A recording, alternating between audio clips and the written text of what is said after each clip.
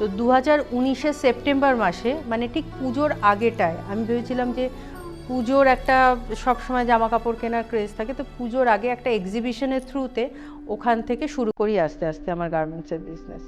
এবং ছেলে আর মেয়ের নাম দিয়ে ওটার নাম রাখি আর আর ফ্যাশন হাব।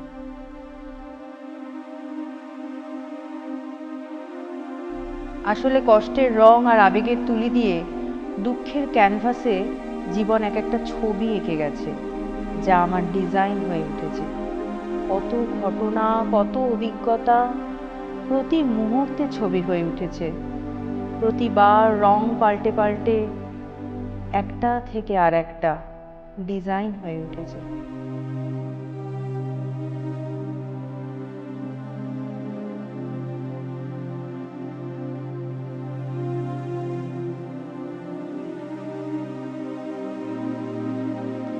আরও ভিডিও দেখতে এখনই সাবস্ক্রাইব ও ফলো করুন চ্যানেল উল্টো পুরাণ।